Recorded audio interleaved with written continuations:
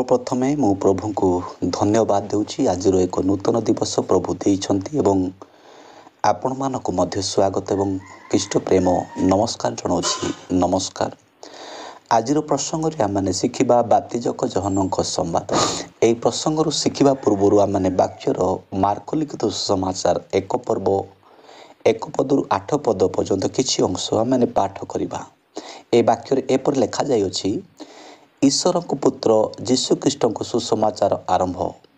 जिसाय भावादिक शास्त्र जेपर लेखा अछि, देख आम्भे अपना दूतों को तुम्भ आगरे प्रेरण करूअछु, से तुम्हर पथ प्रस्तुत करिवो। प्रांतर शब्द करुथिबा जनकर स्वर, प्रभुଙ୍କ पथ प्रस्तुत कर, ताहांक राजदांड सड़क कर। बाप्तिज जोहन प्रांतर उपस्थित होई पाप क्षमा निमंते मन परिवर्तन बाप्तिस्म घोषणा करने को लगिले। सेथिरे समग्र जिहुदा प्रदेश व समस्त जेरुसालेम निवासी बाहरी ताहांक निकट को आसवा लगिले ओ आपण आपण पाप स्वीकार करी ताहांक द्वारा जर्जन नदी रे बाप्तिजित हेले। जोहन ओटलमर वस्त्र पिंधुथिले ओ आपणा कटिरे चर्म पटुका बांधुथिले, पुणी पंगोपाल ओ बनमधु खाउथिले। से घोषणा करने को लगिले, मो ठारू जे अधिक शक्तिमान से मो उत्तारे आसुअछंती, मु अवनत होई ताहांक पादुकार बंधन फिटाइबा को योग्य नुहे। मु तुमानको जलरे बाप्तिस्म देली, मात्र से तुमानको पवित्रात्मा रे बाप्तिस्म देबे। आसंतु प्रार्थना करिबा। पवित्र प्रभु, धन्यवाद देउछु, तुमे महान परमेश्वर आमानको आशीर्वाद करिछ, नूतन दिवस देइछ। प्रभु, आजिर दिवस रे तुमरी वाक्य महत्व विषय शिखिबा को जाउछु। तुमे आमानको हृदय चक्षु खोली दियो एवं मो मुख दे तुमे कथा को जो मन तुमरी वाक्य सुनुछंती प्रत्येक को आशीर्वाद कर। ए वाक्य आम जीवन पई आशीर्वाद वाक्य हो। समस्त गौरव तुमको दे प्रार्थना प्रभु जीशु को नाम रे मागुअछु, आमेन। प्रिय प्रभु को दास दासी माने आज प्रसंग आम नहीं जहाँकि बाप्तिजक जोहनक संवाद। पुरातन समय भविष्य वक्ता माने जीशु ख्रीष्टर जन्म, कर्म, मृत्यु एवं पुनरुत्थान एवं स्वर्गारोहण करी पुनर्बार आगमन विषय कहिबा एवं भावना करने संगे संगे बाप्तिजक जहनक विषय से माने किछि भविष्यवाणी कहिथिले। तांको यद्यपि ना देई नथिले, ताहाको जिसाय 40 पर्व 3 पदरे ताहाको स्वर बोली कहउछंती एवं मलाकी 3 पर्व 1 पदरे ताहाको दूत सहित से माने प्रकाश करूछंती, ताहाको दूत बोली घोषणा करूछंती एवं तांको विषय रे भविष्यवाणी कहिछंती। सेति पई प्रिय प्रभुको दादा से मान एपरि अतुलन व्यक्ति जगत मध्य अनेक विषय संवाद देवाक जाउछंती।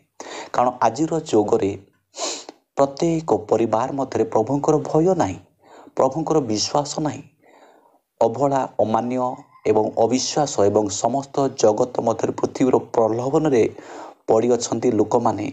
एणु लोक मानक पाई मध्य आजिर संवाद रहिछि।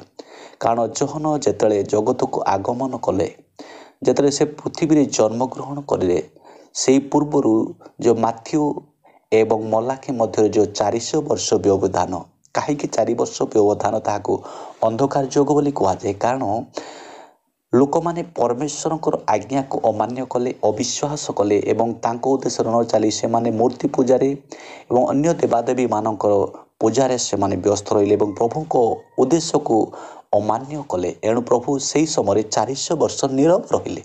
ताहापरे परमेश्वर जगत को एक अनुग्रह देले। से जगत मध्य परमेश्वर को कृपा आसिला।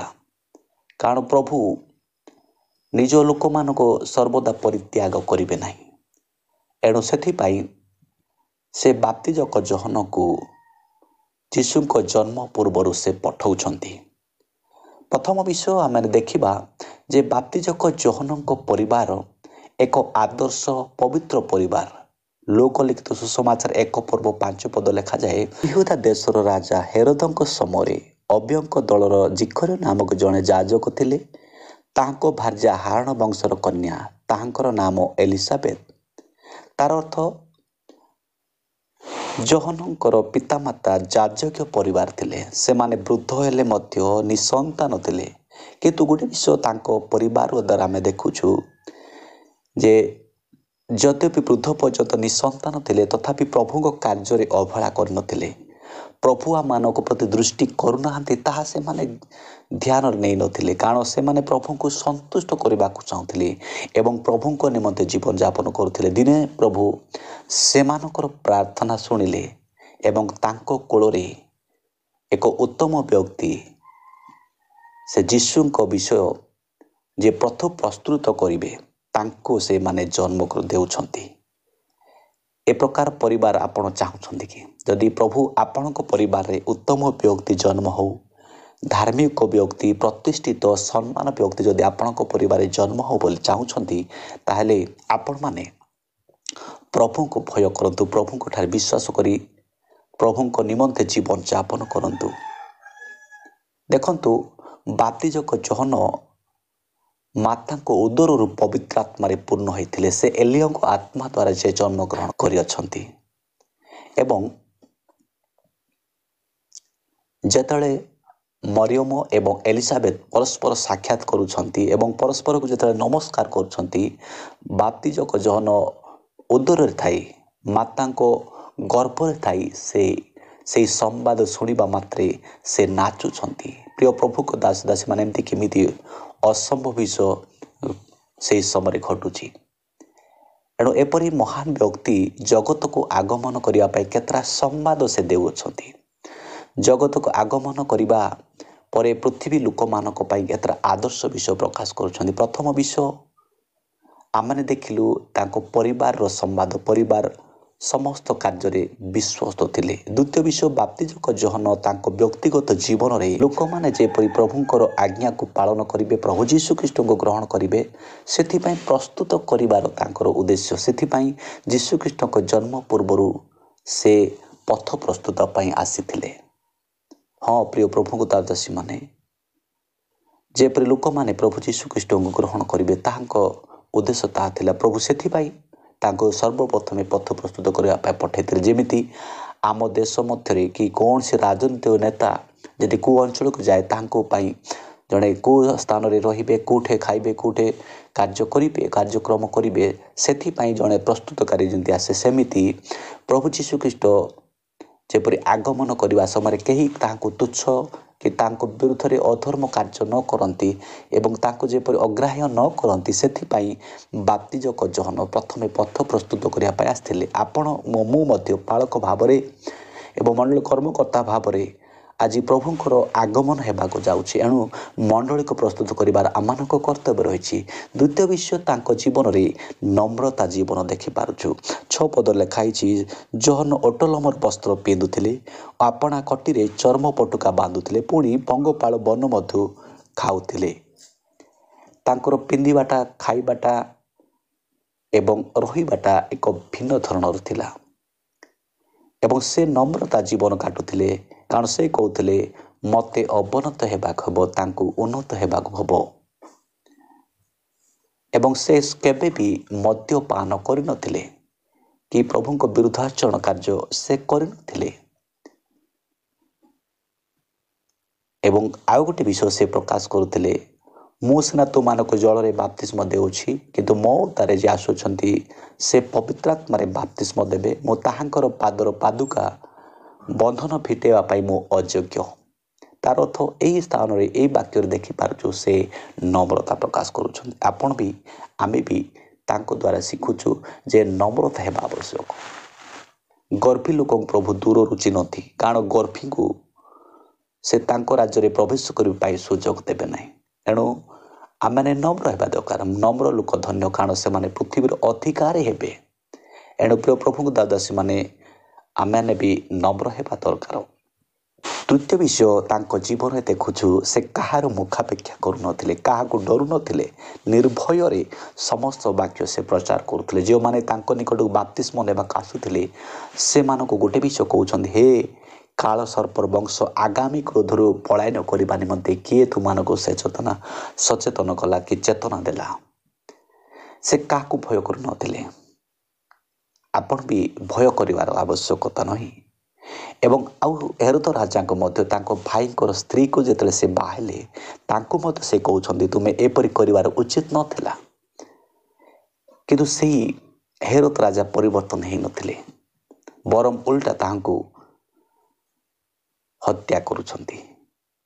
ପ୍ରିୟ ପ୍ରଭୁଙ୍କ ଦାସ ଦାସୀମାନେ, ବାପ୍ତିଜକ ଜୋହନଙ୍କର ବ୍ୟକ୍ତିଗତ ଜୀବନରୁ ଆମେ ଦେଖୁଛୁ ଯେ ସେ ଯୀଶୁଙ୍କ ପାଇଁ ପଥ ପ୍ରସ୍ତୁତ କରିବା ପାଇଁ ଆସିଥିଲେ। ସେ ନମ୍ର ଜୀବନଯାପନ କରୁଥିଲେ ଏବଂ କାହାର ମୁଖାପେକ୍ଷା କରୁନଥିଲେ। ଶେଷରେ ଜୀବନ ଗଲା, ତଥାପି ସେ ପ୍ରଭୁଙ୍କ ନିମନ୍ତେ ଜୀବନଯାପନ କଲେ। ଏଣୁ ସେ ଗୋଟିଏ ବିଷୟ ସମ୍ବାଦ ଦେଉଛନ୍ତି ଯେ ସମସ୍ତ ଜଗତ ଲୋକମାନେ ଯେପରି ପରିବର୍ତ୍ତନ ହୋଇପାରନ୍ତି। ଚାରିପଦରେ ସେ ପ୍ରକାଶ କରୁଛନ୍ତି, ବାପ୍ତିଜକ ଜୋହନ ପ୍ରାନ୍ତରେ ଉପସ୍ଥିତ ହୋଇ ପାପ କ୍ଷମା ନିମନ୍ତେ ମନ ପରିବର୍ତ୍ତନ ବାପ୍ତିସ୍ମ ଘୋଷଣା କରିବାକୁ ଲାଗିଲେ। କ'ଣ ଘୋଷଣା କଲେ? ମନ ପରିବର୍ତ୍ତନ। ମନ ପରିବର୍ତ୍ତନ କରିବା ପାଇଁ ଲୋକମାନଙ୍କର ଇଚ୍ଛା ନୁହେଁ। ଗୃହ ପରିବର୍ତ୍ତନ କରିବା ପାଇଁ ଚାହୁଁଛନ୍ତି, ସ୍ତ୍ରୀକୁ ପରିବର୍ତ୍ତନ କରିବା ପାଇଁ ଚାହୁଁଛନ୍ତି, ବସ୍ତ୍ର ପରିବର୍ତ୍ତନ କରିବା ପାଇଁ ଚାହୁଁଛନ୍ତି, ଗାଡ଼ି ପରିବର୍ତ୍ତନ କରିବା ପାଇଁ ଲୋକ ଚାହୁଁଛନ୍ତି, କିନ୍ତୁ ଲୋକମାନେ ମନ ପରିବର୍ତ୍ତନ କରିବାକୁ ଚାହୁଁନାହାନ୍ତି। ଆମେ ଯଦି ମନ ପରିବର୍ତ୍ତନ କରିବା ନାହିଁ, ତାହେଲେ ଈଶ୍ୱର ରାଜ୍ୟରେ ପ୍ରବେଶ କରିପାରିବା ନାହିଁ। ଯୀଶୁଖ୍ରୀଷ୍ଟ ମଧ୍ୟ ଜଗତକୁ ଆସିଲା ପରେ ସେ ଅଲଗା ବିଷୟ ସେ ପ୍ରଚାର କଲେ ନାହିଁ। ସେ ପ୍ରଥମ ବିଷୟ ମନ ପରିବର୍ତ୍ତନର ପ୍ରଚାର କଲେ। ଏଣୁ ପ୍ରିୟ ପ୍ରଭୁଙ୍କ ଦାସୀମାନେ, ବାପ୍ତିଜକ ଜୋହନଙ୍କର ଆମ ପାଇଁ ବି ସମ୍ବାଦ ରହିଛି ମନ ପରିବର୍ତ୍ତନ କରିବା। ଯଦି ଆମେ ମନ ପରିବର୍ତ୍ତନ କରିବା ନାହିଁ, ତାଙ୍କ ରାଜ୍ୟରେ ଅଧିକାର କରିପାରିବା ନାହିଁ। ଏଣୁ ହିତୋପଦେଶ 28 ପର୍ବ 13 ପଦରେ ଏପରି ଲେଖାଯାଇଅଛି ଯେ ଆପଣ ଅଧର୍ମ ଆଚ୍ଛାଦ ନ କରେ ସେ ମଙ୍ଗଳ ପାଏ ନାହିଁ, ମାତ୍ର ଯେଉଁ ଲୋକ ତାହା ସ୍ୱୀକାର କରି ଛାଡ଼େ ସେ ଦୟା ପାଇବ। ପ୍ରିୟ ପ୍ରଭୁଙ୍କ ଦାସୀମାନେ, ଆମର ଅଧର୍ମକୁ ଆମେ ଲୁଚେଇବା ନାହିଁ। ତାକୁ ସ୍ୱୀକାର କରିବା ପାଇଁ ଡରୁଛୁ କି? ନା ଆମେ ଲାଜ କରୁଛୁ କି ଆମେ ଅନ୍ୟ ଲୋକମାନଙ୍କ ସମ୍ମୁଖରେ ଅପମାନ ଭାବୁଛୁ କି? କିନ୍ତୁ ଗୋଟେ ବିଷୟ ଆପଣ କାହାଠାରେ ସ୍ୱୀକାର କରନ୍ତୁ ନାହିଁ, ପ୍ରଭୁଙ୍କଠାରେ ସ୍ୱୀକାର କରନ୍ତୁ ଏବଂ ଛାଡ଼ନ୍ତୁ। ଖାଲି ସ୍ୱୀକାର କରି ଗୋଟେ ଦିନ କାନ୍ଦି ଦେଇ ହଁ ମୁଁ ଭୁଲ କରିଛି ବୋଲି ସ୍ୱୀକାର କରିଦେଲି, ଏଥିରେ ଯଥେଷ୍ଟ ନୁହେଁ। ତାକୁ ସ୍ୱୀକାର କରି ଛାଡ଼ିବା ଦରକାର। ପ୍ରଭୁ ଯୀଶୁଖ୍ରୀଷ୍ଟ ବି କହୁଥିଲେ, ଆଉ ଥରେ କର ନାହିଁ। ସେଥିପାଇଁ ପ୍ରଭୁ ଯୀଶୁଖ୍ରୀଷ୍ଟଙ୍କର ସେହି ବାଣୀ ଅଛି। ଏଣୁ ପାପକୁ ଆମେ ସ୍ୱୀକାର କରିବା, ସେତେବେଳେ ଆମେ କ୍ଷମା ପାଇବା। ପିତର ଯେତେବେଳେ ଯୀଶୁଖ୍ରୀଷ୍ଟଙ୍କୁ 3 ଥର ସ୍ୱୀକାର କଲେ, କିନ୍ତୁ ସେ ଯେତେବେଳେ ଜାଣିପାରିଲେ ମୁଁ ଭୁଲ କଲି, ପ୍ରଭୁଙ୍କ ବିରୁଦ୍ଧରେ ମୁଁ କଥା କହିଅଛି, ପ୍ରଭୁଙ୍କ ବିରୁଦ୍ଧରେ ମିଥ୍ୟା ସାକ୍ଷ୍ୟ ଦେଇଅଛି, ଏଣୁ ସେ ସ୍ୱୀକାର କରିଦେଲେ, ଛାଡ଼ିଦେଲେ। ସେ ଉତ୍ତମ ପ୍ରଭୁ ଯୀଶୁଖ୍ରୀଷ୍ଟଙ୍କର ଶିଷ୍ୟ ହୋଇପାରିଲେ। ଜୁନସ ମଧ୍ୟ ସେ ମଧ୍ୟ ପ୍ରଭୁଙ୍କର ଆଜ୍ଞାକୁ ଅମାନ୍ୟ କରିଥିଲେ, କିନ୍ତୁ ଯେତେବେଳେ ମାଛ ପେଟ ଉଦରକୁ ସେ ଗଲେ, ସେହି ସମୟରେ ସେ ଅନୁତାପ କରି ପ୍ରାର୍ଥନା କରୁଛନ୍ତି, ଉପବାସ କରୁଛନ୍ତି ପାପ କ୍ଷମା ପାଇବା ପାଇଁ। ପ୍ରଭୁ ତାଙ୍କୁ କ୍ଷମା କଲେ ଏବଂ ସେ ବାକ୍ୟ ପ୍ରଚାର କରିବା ପାଇଁ ସୁଯୋଗ ପାଇଲେ। ଏଣୁ ପ୍ରିୟ ପ୍ରଭୁଙ୍କ ଦାସୀମାନେ, ମନ ପରିବର୍ତ୍ତନ କରିବା ସହିତ ଆପଣ ପାପକୁ ସ୍ୱୀକାର କରିବା ଦରକାର ଏବଂ ତାକୁ ଛାଡ଼ିବା ଦରକାର। ଏଣୁ ଆମମାନେ ମନ ପରିବର୍ତ୍ତନ କରିବା ଦରକାର ଏବଂ ମନ ପରିବର୍ତ୍ତନ ପରେ ଖାଲି ମନ ପରିବର୍ତ୍ତନ କରି ରହିଲେ ହେବ ନାହିଁ। ବାପ୍ତିଜକ ଜୋହନଙ୍କର ଆଉ ଗୋଟେ ସମ୍ବାଦ ରହିଛି ଯେ ବାପ୍ତିସ୍ମ ନେବା ଦରକାର। 4:5ରେ ଆମେ ଦେଖୁଥିଲୁ, 5 ପଦ ଦେଖିବା। ସେଥିରେ ସମଗ୍ର ଯିହୁଦା ପ୍ରଦେଶ ସମସ୍ତ ଜେରୁସାଲେମବାସୀ ବାହାରି ତାଙ୍କ ନିକଟରେ ଆସିବାକୁ ଲାଗିଲେ ଓ ଆପଣା ପାପ ସ୍ୱୀକାର କରି ତାହାଙ୍କ ଦ୍ୱାରା ଜର୍ଜନ ନଦୀରେ ବାପ୍ତିସ୍ମ ନେଲେ। ଦ୍ୱିତୀୟ ସୋପାନ ଦେଖୁଛୁ, ବାପ୍ତିଜକ ଜୋହନଙ୍କର ସମ୍ବାଦ ଥିଲା ଯେ ସମସ୍ତେ ବାପ୍ତିସ୍ମ ନେବା ଆବଶ୍ୟକ। ଆଜି ଅନେକ ଲୋକ କହୁଛନ୍ତି ବାପ୍ତିସ୍ମ ନ ନେଲେ ବି କ'ଣ, ବାପ୍ତିସ୍ମ ନ ନେଲେ ମଧ୍ୟ ଆମେ ଗିର୍ଜା ଯାଇପାରୁଛୁ, ପ୍ରାର୍ଥନା କରିପାରୁଛୁ, ବାଇବଲ ପଢ଼ିପାରୁଛୁ, ସମସ୍ତ କରିପାରୁଛୁ। ହଁ, କରିପାରନ୍ତି, କିନ୍ତୁ ପ୍ରଭୁ ଯୀଶୁଖ୍ରୀଷ୍ଟଙ୍କର ଆଦେଶ ରହିଛି ଯେ ବାପ୍ତିସ୍ମ ନେବା ଆବଶ୍ୟକ। ମାଥ୍ୟୁ 28 ପର୍ବ 19 ପଦରେ ସେ କହୁଛନ୍ତି, ଯାଅ ବାପ୍ତିସ୍ମ ଦିଅ। ଆମମାନେ ବି ବାପ୍ତିସ୍ମ ନେବା ଆବଶ୍ୟକ। କିଏ କ'ଣ ପାଇଁ ବାପ୍ତିସ୍ମ ନେଉଛି ଆମେ ଜାଣିବା ଦରକାର। କିଏ ଦାୟିତ୍ୱ ପାଇବା ପାଇଁ ବାପ୍ତିସ୍ମ ନେଉଛି, କିଏ ପାଳକ ହେବା ପାଇଁ ବାପ୍ତିସ୍ମ ନେବାକୁ ଚାହୁଁଛି, କିଏ ନିଜକୁ ଧାର୍ମିକ ଦେଖାଇବା ପାଇଁ ବାପ୍ତିସ୍ମ ନେଉଛି। କିନ୍ତୁ ଆମମାନେ ବାପ୍ତିସ୍ମ କେତେବେଳେ ନେବା ଦରକାର?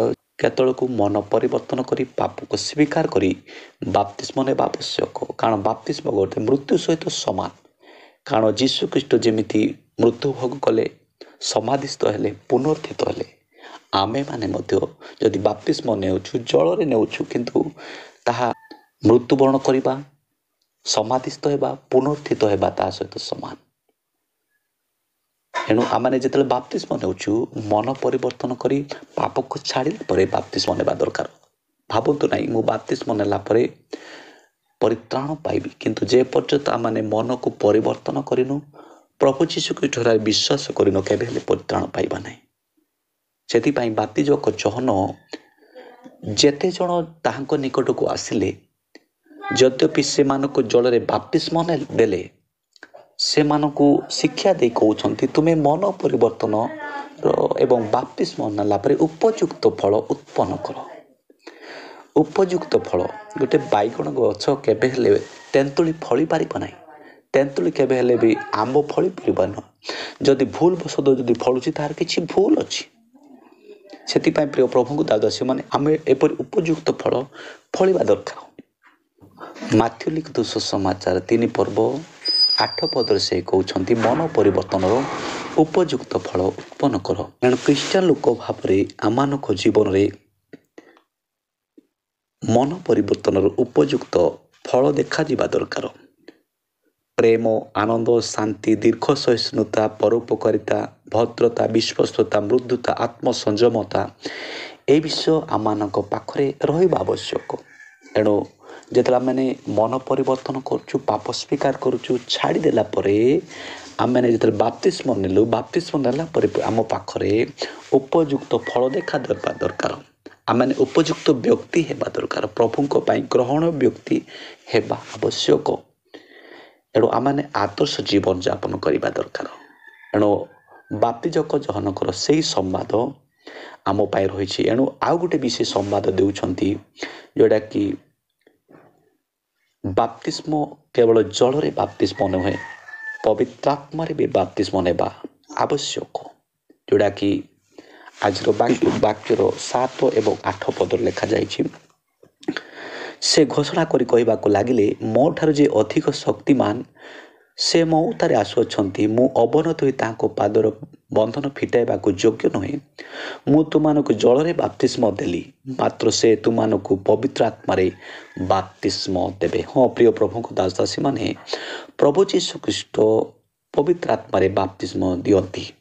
ଯୋହନ ଲିଖିତ ସୁସମାଚାର 3 ପର୍ବ 5 ପଦରେ ଏପରି ଲେଖା ହେଇଛି, ଯୀଶୁ ଉତ୍ତର ଦେଲେ, ସତ୍ୟ ସତ୍ୟ ମୁଁ ତୁମମାନଙ୍କୁ କହୁଛି, ଜଳ ଓ ଆତ୍ମାରୁ ଜନ୍ମ ନହେଲେ କେହି ଈଶ୍ୱର ରାଜ୍ୟରେ ପ୍ରବେଶ କରିପାରେ ନାହିଁ। ଆମମାନେ ଖାଲି ବାପ୍ତିସ୍ମ ନେଲେ ହେବ ନାହିଁ, ପବିତ୍ର ଆତ୍ମାରେ ମଧ୍ୟ ବାପ୍ତିସ୍ମ ନେବା ଆବଶ୍ୟକ। ଏବଂ ଯୀଶୁଖ୍ରୀଷ୍ଟଙ୍କର ଆଗମନ ବିଷୟ ମଧ୍ୟ ସେ ପ୍ରକାଶ କରିଥିଲେ ଏବଂ ତାଙ୍କର ବିଚାର ବିଷୟ ମଧ୍ୟ ବାପ୍ତିଜ ଯୋହନ ଆମମାନଙ୍କୁ ସେ କେତେଟା ବିଷୟ ପ୍ରକାଶ କରୁଛନ୍ତି। ମାଥ୍ୟୁ ଲିଖିତ ସୁସମାଚାର 3 ପର୍ବ 12 ପଦରେ ଏପରି ଲେଖାଯାଇଛି, ତାହାଙ୍କ ହାତରେ କୁଲା ଅଛି, ଆଉ ସେ ନିଜର ଖଳା ଉତ୍ତମ ରୂପେ ପରିଷ୍କାର କରି ଆପଣା ଗହମ ଅମାରରେ ସଂଗ୍ରହ କରି ରଖିବେ, କିନ୍ତୁ ଅଗାଡ଼ି ଯାକ ନିର୍ବାଣ ଅଗ୍ନିରେ ପୋଡ଼ି ପକାଇବେ। ଯୀଶୁଖ୍ରୀଷ୍ଟ ଆଗମନ କରିବାକୁ ଯାଉଛନ୍ତି। ସେ ତାଙ୍କ ସମ୍ମୁଖରେ ଯେତେବେଳେ ଲୋକମାନେ ଏକତ୍ର ହେବେ, ସମସ୍ତଙ୍କୁ ସେ ବିଚାର କରିବାକୁ ଯାଉଛନ୍ତି। ଯଦି ଆମମାନେ ଅଗାଡ଼ି ହେଇଛୁ ତାହେଲେ ଅନିର୍ବାଣ ଅଗ୍ନିରେ ଆମମାନଙ୍କୁ ପକାଇ ଦିଆଯିବ। ଯଦି ଆମମାନେ ଉତ୍ତମ ବିହନ ଯଦି ହେବା ତାହେଲେ ତାଙ୍କର ରାଜ୍ୟରେ ଅଧିକାର କରିପାରିବା। କାରଣ ଯୀଶୁ ଆମମାନଙ୍କ ପାପକୁ ସେ ନେଇ ଯାଇଛନ୍ତି, ଯେଉଁଟାକି ଯୋହନ ବି 1 ପର୍ବ 29 ପଦରେ ସେ ପ୍ରକାଶ କରୁଛନ୍ତି, ଦେଖ ଈଶ୍ୱରଙ୍କ ମେଷ ଶାବକ ସେ, ଯିଏକି ଜଗତର ସମସ୍ତ ପାପ ଭାର ବହି ନେଇଯାଆନ୍ତି। ଏଣୁ ବାପ୍ତିଜକ ଯୋହନ ଆମମାନଙ୍କୁ ଅନେକ ବିଷୟ ସେ ବାର୍ତ୍ତା ଦେଇଛନ୍ତି। ପ୍ରଥମ ବିଷୟ ଆମମାନେ ଦେଖିଲୁ ଯେ ବାପ୍ତିଜକ ଯୋହନ ତାଙ୍କ ପରିବାରରେ ଧାର୍ମିକ ଜୀବନ ଥିଲା ଏବଂ ସେ ବାପ୍ତିଜକ ଯୋହନ ଆମମାନଙ୍କୁ ନିଜର ବ୍ୟକ୍ତିଗତ ଜୀବନ ଦ୍ୱାରା ମଧ୍ୟ ସେ ଆମମାନଙ୍କୁ ପ୍ରକାଶ କରନ୍ତି ଯେ ଆମମାନେ ଯେପରି ତାଙ୍କର ପରି ପ୍ରଭୁଙ୍କ ନିମନ୍ତେ ପଥ ପ୍ରସ୍ତୁତକାରୀ ହେବା ଆବଶ୍ୟକ, ନମ୍ର ଜୀବନ କାଟିବା ଦରକାର, କାହାର ମୁଖାପେକ୍ଷା କରିବା ନାହିଁ, ମନ ପରିବର୍ତ୍ତନ କରିବା ଦରକାର ଏବଂ ଉପଯୁକ୍ତ ଫଳ ଫଳିବା ଦରକାର ଏବଂ ପ୍ରଭୁଙ୍କର ଆଜ୍ଞାକୁ ପାଳନ କରି ବାପ୍ତିସ୍ମ ନେଇ ପ୍ରଭୁଙ୍କ ନିମନ୍ତେ ଜୀବନଯାପନ କରିବା ଦରକାର। କାରଣ ତାଙ୍କର ଆଗମନ ହେବାର ସନ୍ନିକଟ ଆମେ ଜାଣିନୁ କେଉଁ ମୁହୂର୍ତ୍ତରେ ସେ ଆଗମନ କରିପାରନ୍ତି। ଏଣୁ ସର୍ବଦା ଯେଉଁ ସମ୍ବାଦ ଆମେ ପାଇଛୁ, ଆଜି आम पाई से सुसंवाद हो आम पाई दुखर कारण न हो एणु आज आम मैंने परिवर्तन हेबा जदि भूल रास्ता अच्छु आज परिवर्तन हेबा नम्र हेबा एवं प्रभु निमंते प्रस्तुत हेबा क्या भय करबा नहीं मन परिवर्तन करी बाप्तिस्म नहीं उपयुक्त फल फली प्रभु निमंते जीवन यापन करबा प्रभु प्रत्येक समय आम मानक आशीर्वाद करेंगे तांको निमंते आम मानक व्यवहार करेंगे एणु ए सर्वदा प्रभु उपस्थिति आम मानक सहित रहू एणु ए छोट शिक्षार प्रभु प्रत्येक को आशीर्वाद करंतु आमेन। आसतु प्रार्थना करिबा। पवित्र मंगलकारी परमेश्वर प्रभु तुमरी पवित्र महानाम धन्यवाद पिता तुम्हें अनुग्रहकारी आज तुमरी उपस्थिति आमानक देइछो प्रभु तुम निमंते प्रस्तुत करने तुमरी वार्तावाहक पठेलो आज आमने प्रभु ए जगत रे तुमरी वार्तावाहक भाव में अच्छु आमानक व्यक्तिगत जीवन एवं पारिवारिक जीवन मानविक जीवन रे प्रभु तुमरे उद्देश्य जीवन यापन करू से परि आशीर्वाद कर समस्त गौरव तुमको दे प्रार्थना प्रभु यीशु नाम रे मागुछु आमेन।